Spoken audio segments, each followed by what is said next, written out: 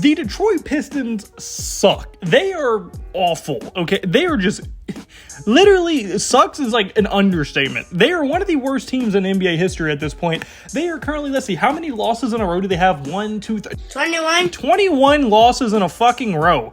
They damn near haven't won a game in 2 months. That is insanity. And by the way, they are only 5 games away, or 7 games away, from tying the Philadelphia 76ers record of losses in a row. But it really doesn't even make sense, because at least those Philadelphia teams were horrible. Their best players were like Michael Carter-Williams, a very young Jeremy Grant, Ish Smith, JaVale McGee. Like, they just didn't have talent on those teams.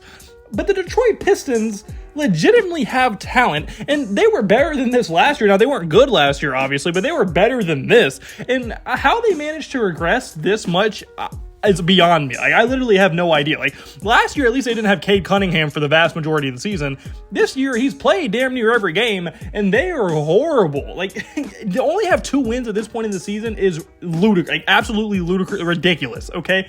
Like, I've never seen anything like this. And they are very, very close to reaching the all-time record of losses in a row for an NBA season, and the Pistons are just downright terrible, okay? And they're still in the running for worst record of all time, held by the Charlotte Bobcats. So no telling how awful this season can actually get for them. But like I said, this team has talent. They have guys like Cade Cunningham, Jaden Ivey, Bagley, Duran, Azir Thompson, Killian Hayes, Sasser. Like, all those guys are semi-young and talented guys who should be able to win games and be fresh, especially this early in the season.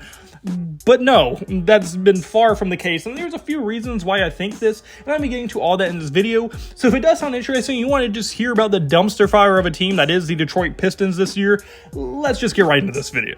So really the first thing, I think probably the main thing, is just the extreme youth that is on this Detroit Pistons team. This team is extremely young, like probably one of the youngest teams in the NBA. Actually, I just looked it up. They are one of the lowest age average-wise in the entire NBA this year, and that makes a lot of sense. Now, look at their core group of guys. They have guys like Cade Cunningham, who's only 22, Jaden Ivey, who's only 21, Jalen Duren's only 20, Marvin Bagley's 24, Azir Thompson's 20, Killian Hayes is 22, Sasser's 23, among other young guys as well. And yes, they have veterans, but those veterans really haven't played much this season, and also they do kind of bring up the average age. So this team is probably even younger than they really are, because their core group guys who actually play are a lot younger than this, and even James Wiseman, who's started to play a little bit more recently, is also fairly young still. But to really just put into perspective of how garbage the Detroit Pistons are, even teams that are just as young, if not younger than them, are even better than them. Now, they're not good, but they're better than them, which the bar isn't high, obviously, but still is something to be said. As the Portland Trailblazers,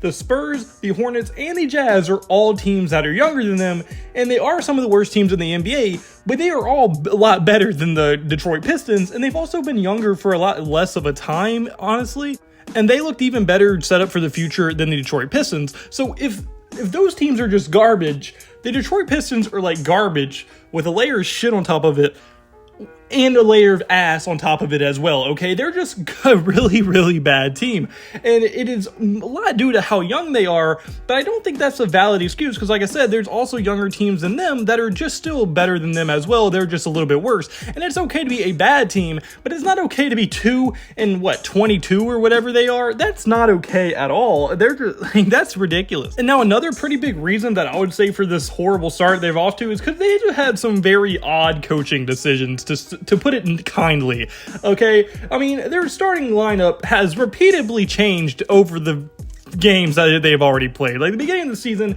they have had very little chemistry in their starting lineup because they constantly, and I mean constantly, are changing it up. They put Killian Hayes in the start in the beginning, then they bench Killian Hayes, then they put Jaden Ivey in there, then they bench Jaden Ivey, now he's back in the starting lineup. Same thing with Azir Thompson, and they just keep messing with it a lot. And like, I get trying to find a group that works, but at a certain point, just stick with a 5. No matter what 5 you have out there, it's obviously going to be ass. So just stick with a 5, let them get chemistry together, let them get chemistry in a rotation, get comfortable, and maybe you can start playing a little bit better. And then also, they kind of refuse to play James Wiseman. Like, some games he'll play like 12 minutes, and the next game he'll play like 1 minute. And I mean, James Wiseman is a former, number 2 overall pick, and he's honestly been decent in a lot of the minutes he's been given. He's just not given a lot of minutes. So I at least see what you have in Wiseman. You have nothing to lose at this point. If you think Wiseman's horrible, if you play him, if anything, it's going to help you because you're going to lose more games and you're going to get a better pick. And if he's good, then at least you found your new center of the future, or at least one of your future big men of the future as a rotational guy, or even maybe a starter if he's that good. And it just doesn't make sense to really not play him at all and keep playing guys like Alec Burks, who are veterans who aren't going to be on this team for the foreseeable future. So it's just better to find out what you got in these young guys than bench them and try to win games that obviously don't matter at this point, and also you're probably not going to win anyway if you do play the veterans. So just play the young guys like Wiseman and see what you have in them. And then also, I mean, like, they're just really having a very, very weird rotation. Like Marcus Sasser, who is one of their rookies who was playing at a very high level, just randomly fell out of the rotation earlier in this year. Now he's back in it a little bit, but like he went from averaging like 15, 20 points a game, being a great 3-point shooter, to just not playing at all. Like, even if he doesn't play defense, even if he has a long way to develop, because I wasn't a big Sasser fan coming into this draft, but he was off to a very good start. So what is the point in benching your rookie player in terms of what? Winning games? No, you're just sacrificing development, and you're sacrificing really everything else by benching Sasser. It doesn't even make sense. Just play the young guys, stick to a rotation, and make good coaching decisions. And I think the coaching has just been very, very weird in this group. I think Monty Williams has handled this situation very poorly. And overall, I think he has hurt this team more than he has helped this team, for sure, for the vast majority of this season. And my last reason is the fact that they have no stars. And you might be thinking, well, I mean, that's not entirely their fault. Yes, it is, okay? I know they're Detroit, and they're never going to get a free agent star. And they're probably going to have to trade for one at this point because their drafting is so piss poor bad. It is insane. For the past every year since 2017, they have picked in the top 15 at least once.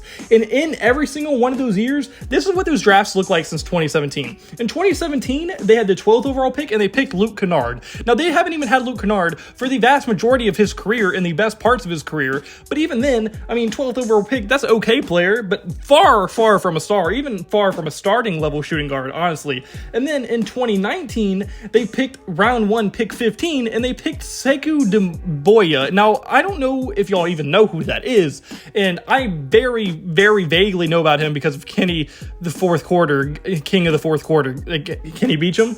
And it's because he was obsessed with him, but he's not even in the NBA anymore. It's been 4 years, and the 15th overall pick isn't even in the NBA anymore, that I know of at least. That is ridiculous. I'm not even sure he's in the G League anymore, is how poor he was as an NBA player.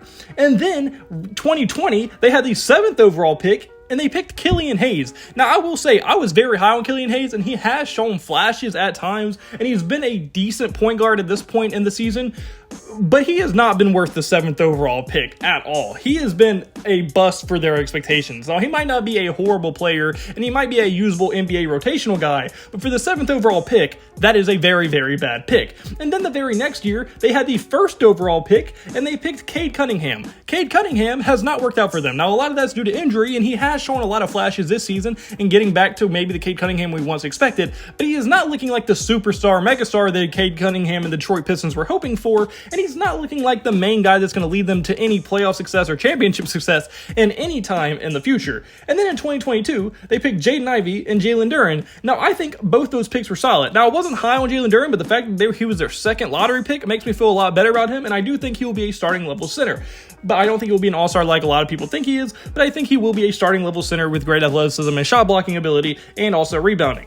But then Jaden Ivey, although I think he's a really good player, and I think he could be one of their best, if not their best player, they refuse to play Jaden Ivey consistent minutes, despite him, like I said, having one of the highest, if not the highest ceiling on the entire roster by a large margin. And then last year, with the 5th overall pick, they picked Azur Thompson, and like I said, Azur Thompson is a great player. I think Azur Thompson is going to be a very solid role player, if not all-star level player, if his offense and shooting can come along as well. The problem is, they don't even play him consistently. He legitimately was in all defensive team rumors and all rookie first team rumors, and they randomly put him on the bench. Now, yes, he was playing off the bench, but why even bench him in the first place? It doesn't even make any logical sense at all, and that is exactly what they did. So despite them having tons and tons of high quality first round lottery level picks, they haven't really came up with anything. Cade Cunningham is probably the closest thing to a star they currently have on the roster, and I wouldn't call him a star by any means.